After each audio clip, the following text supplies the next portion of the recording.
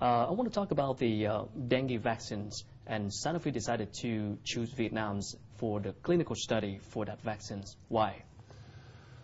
Well, you know, dengue affects really half the world's population. With the global warming, you're actually seeing this spread. You're now seeing dengue as far as the southern parts of the United States and southern parts of Europe. And there's no treatment for it, so this is a vaccine we've been developing for 20 years. But really, to show efficacy, you have to do major studies, and clearly there is a lot of dengue in Vietnam, so we have been doing a study. We have 2,500 patients in the Mekong Delta area. We should have results from our phase 3 study in middle of 2014 and start to be able to have the vaccine approved in 2015 sometime. So, I mean, how soon can it be launched in Vietnam for that vaccines? End of 2015, perhaps early 2016. So, you know, it just takes a long time to develop medicines and vaccines. But I think, you know, this will be extremely important because, you know, I was hearing from the Ministry of Health, for example, that there are over 100,000 cases of dengue hemorrhagic fever, for example. Whenever dengue hits, it fills all of the hospitals, even though there's no treatment for it. So we think actually the dengue vaccine can be a major public health contributor. Could you give us some updates on some of our key products that you can bring to Vietnam's market? Well, we've been investing significantly in reestablishing our research and development. So we have new medicines in cardiovascular. There's a new molecule called a PCSK9, which can dramatically reduce cholesterol and therefore risk of heart attack. We have a new cancer medicine called a JAK2 inhibitor. We have new medicines coming along in surgery for surgery for heart attack victims. We have a number of medicines coming in from China, actually. We've been starting to build our Asia research hub. So, for instance, liver cancer has a higher incidence, so we hope to go into the clinic soon with medicines for liver cancer. So we'll have a series of, we have 18 potential new products that we can launch between now and 2015. So having said that, how do you ensure the patient's safety? A lot of people are concerned about the side effects. Well, that's clearly extremely important, and you know, that's why you have to test medicines in literally tens of thousands of patients. I mean, the dengue vaccine, to give you an example, will have been tested in over 50,000 people before it actually comes to market.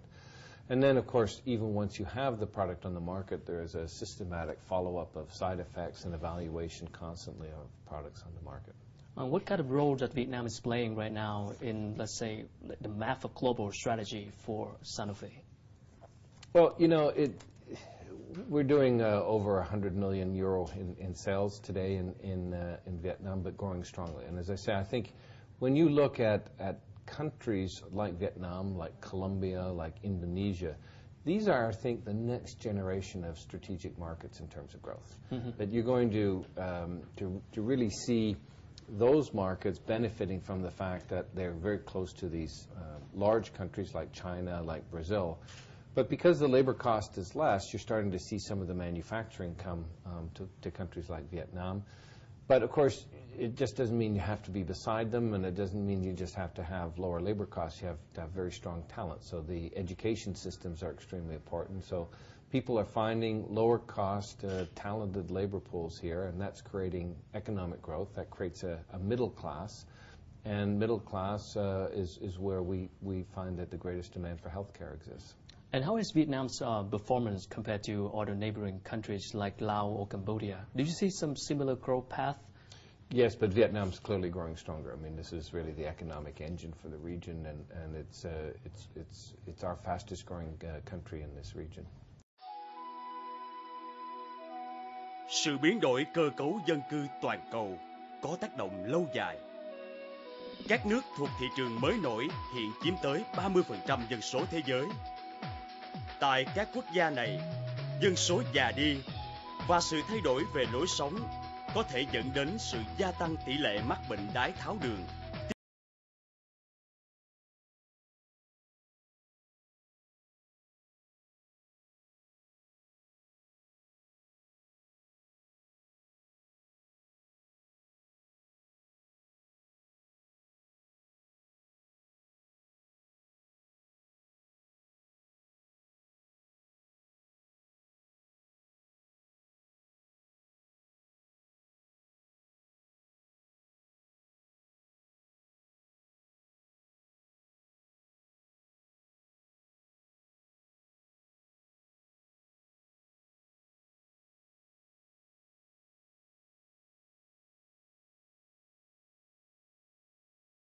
của bệnh nhân.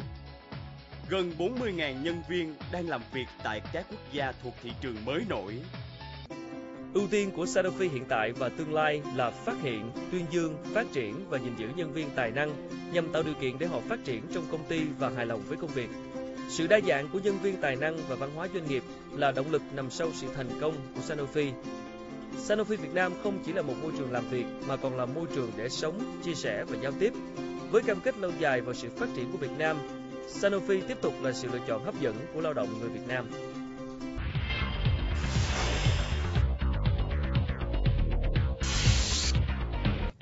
And in your opinion, what are some of the biggest challenges that pharmaceuticals industry in emerging markets, including Vietnam, is having right now? Well, part of them are finding enough people and retaining talent, being able to build the capacity. Another is obviously now moving off into more remote parts. If I look at our business, we're principally around Ho Chi Minh City and Hanoi. So now we're looking at how do we actually spread our business throughout the whole parts of the country. But that brings logistical challenges in terms of distribution, for example. How do we make sure our products get to small pharmacies in small villages? How do we find the right professional people to go and present our products to physicians throughout the country? But those are just really expansion problems. I think for the most part, this has been we've been very happy with our over 50-year history in Vietnam. How about the opportunity for the poor patients to gain access into your products? What is your commitment of the public health care? So access is absolutely critical. There's no point spending billions developing a new product and then people don't benefit from it.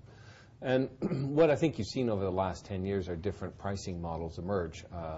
You sometimes have it across countries, so the price no longer is the same in every country. The prices start to move according to the GDP per capita to a degree.